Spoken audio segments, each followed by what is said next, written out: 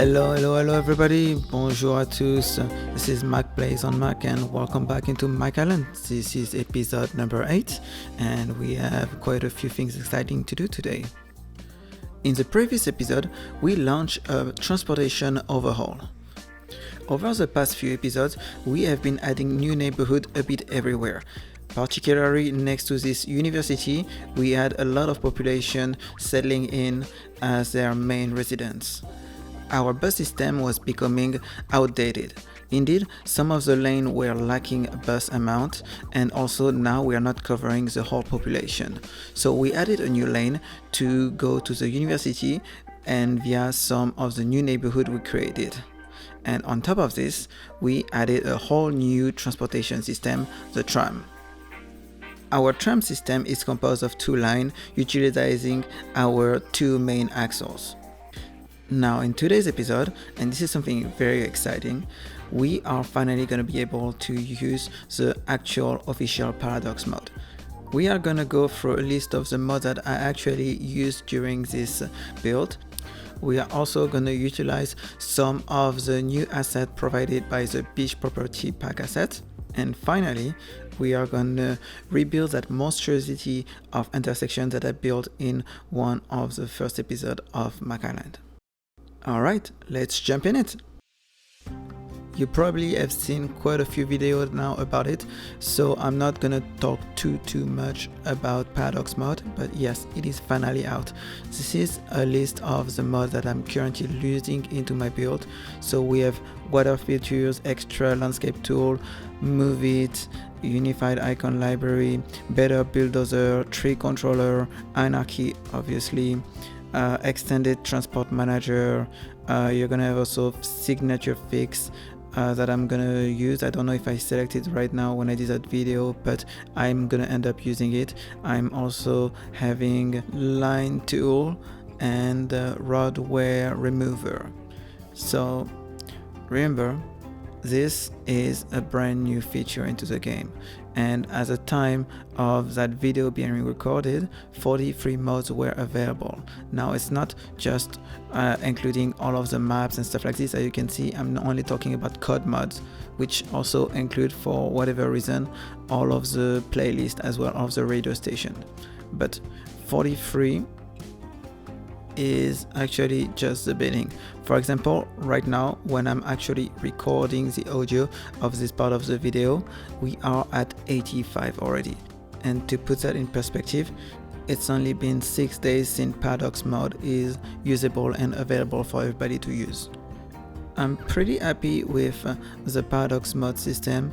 There is a couple of things that I don't really like. For example, every time you press the back button, it's going to bring you all the way to the top, even if you're like all the way down. So that's a bit frustrating.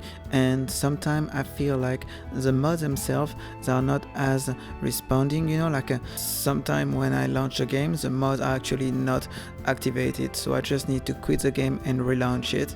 So that's a bit of an issue. That's not very often though. And the other thing will be that every time you download mods, you have to exit the Paradox mod and then it makes you relaunch the game. So that will be good in the future if we can actually have Paradox mods available without the game launch. I know it's good when you're just gonna use assets and you're gonna be in the middle of the game, you can just download the assets, but right now, since it's only about the mods, it's a bit frustrating. Every time you decide to add a mod, you have to relaunch the game. But enough with the Paradox mods. This is amazing already. This is a great feat. Finally what we have. Now I just can't wait for the assets to be available, and let's go play. Of course, the first thing we're going to do is grow these new assets developed by the Beach expansion pack. So we are actually going to use the European version of these assets right now. Developing this asset in the middle of winter is maybe not the best way to use them. Beach and snow don't really go together, but they do seem to look very good. I don't know if I really consider them beach assets, to be fair, because they don't really have that beachy vibe that I was expecting. I was more maybe expecting like a Malibu beach kind of type of assets, but they still look great, and any extra assets is a win for me. Another arrival with that new patch is the fix of the land value. So apparently it takes time according to other YouTubers, so we'll keep an eye on this. Let's take a quick look at our public transportation use, and I can see that the tram just started to be used, so hopefully we will see better numbers in a short while. With the use and arrival of the new mode, we're gonna try to see what we can improve to make it more realistic and improve the details. So let's take a look at what we can do.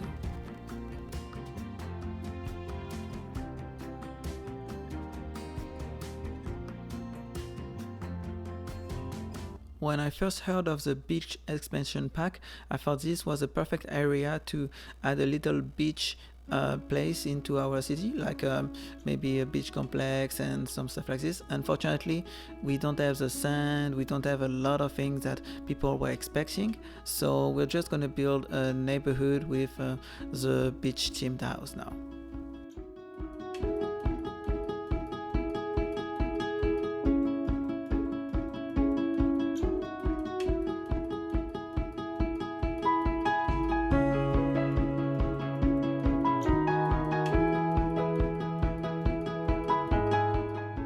I want to make sure that this little neighborhood is focused towards the pedestrian. That's also why you can see that the main street in it are also like pedestrian way, but we're gonna add also pathway a bit everywhere, and with the use of landscaping, try to make this place look more realistic.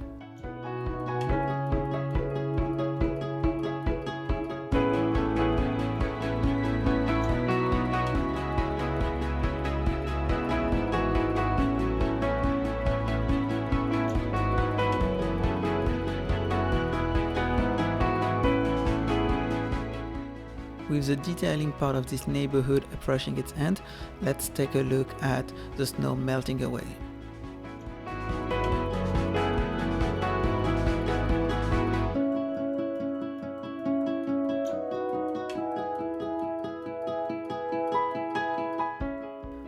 People keep complaining about this game, how it's such a letdown, but honestly, it's dynamic like this that make me feel like, wow, this game is the future.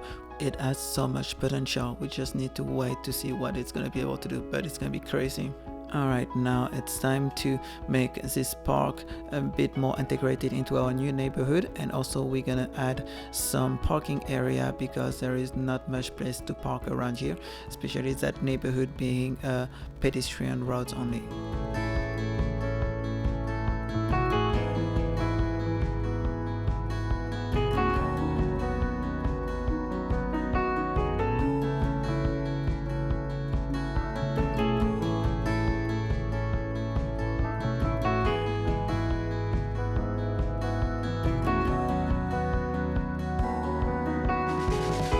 Et voilà, a beautifully manicured neighborhood with a beautiful park.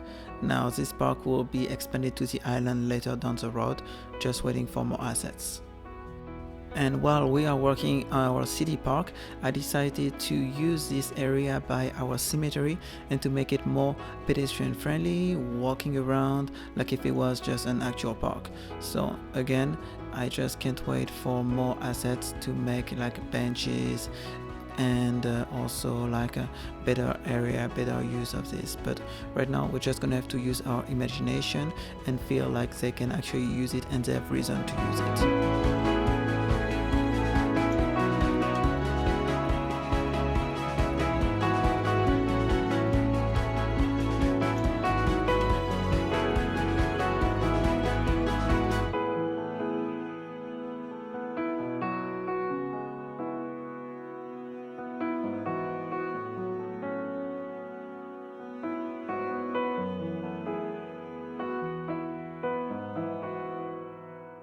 Another thing that blows me away with this game, look at the quality of the details here. So now remember, I'm running this on a MacBook Pro, a laptop, M1 Max, 24 gigs of RAM used through parallel, okay?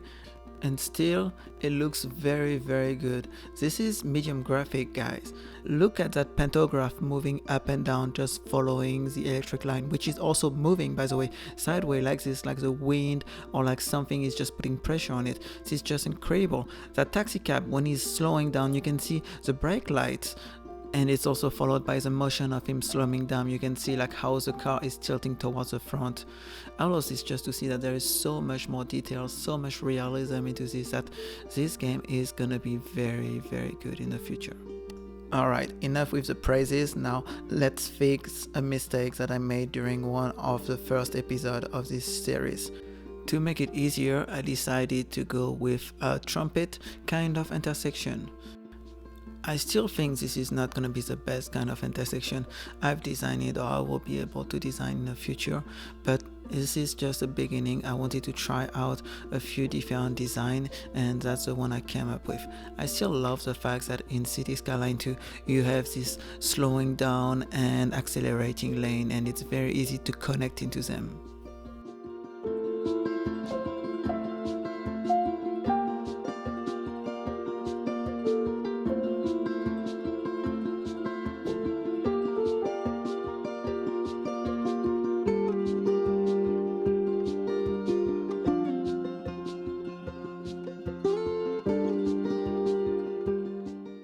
And now, to make this intersection better, we are gonna remove all of the things we don't need anymore, like that exit lane over there, because now the exit is a bit further down, and we're gonna try to align everything. So the next thing we're gonna do is build a new industrial signature building. You hear me say that more and more now, but we are running out of place in the main island. So my goal is to, even if we're only building the main island, is to actually have every residential, offices and commercial area into the main island. This is going to be the core our build, but all of the industries and the big services places like transportation hubs and stuff like this are gonna be outside of it. And this road, this gateway to our new city, also it's getting busier and busier because of all of the industry we added. So now we're gonna have to add police station and a fire station as well.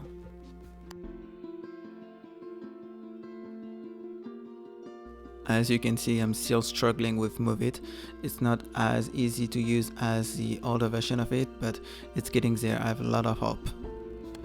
So that big industry signature building that we built has about room for 550 employees. So that's a lot of people. So I am able now to remove some of that industries from the city and push it out. Also, this giant parking lot over there is taking a lot of real estate, so I decided to change it with a large instead of a very large parking lot, and that will be one of the first phases of redeveloping this area. And of course, when we're redeveloping things, we are gonna increase the density of the things, because that's the reason the developer is gonna buy the land. It's to get a single house and to make it into multiple apartment units, so he can make a profit out of it, and also increase the density of the area. Now let's take a look at what we come up with. So this building is, I think, a bit too big right now. I mean, it's not huge, but I think it's too big for this city at this time right now with 17,000 people. So to be able to diminish that size to make sure it's not as big, as tall as it was, we're gonna limit the amount of cell it can use. Okay, so 2 width and 4 long should make a more rational size for our city right now. I mean, look at that ladder. It still look pretty high still, but let's see what it looks. Okay, I'm not gonna lie, I love it. Do you see at the bottom how the building next to it looks like the same size as the initial building over there? It looks like it's gonna fit in very, very well. I'm just worried that we're gonna lose that when the building is gonna upgrade. I wish there is like an historical statues on the building so we can keep the way they look right now. Anyway guys, this is about to be the end of the episode number 8 of Mac Island. So I hope you had a good time with us today with the introduction of the paradox mod to the build. Let's take a look at everything we achieved.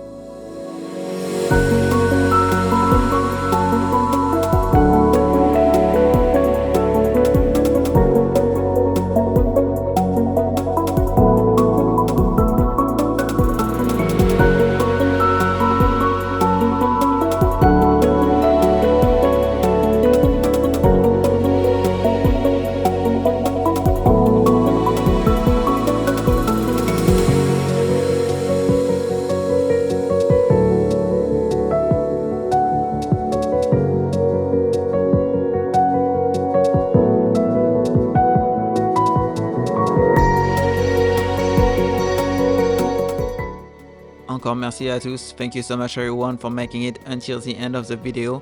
I really appreciate your help. I can't wait for you to see what's gonna happen next week. We're gonna add more mods to the build, including Find It, which is gonna help us to add realism and creativity. Can't wait to see you. Au revoir.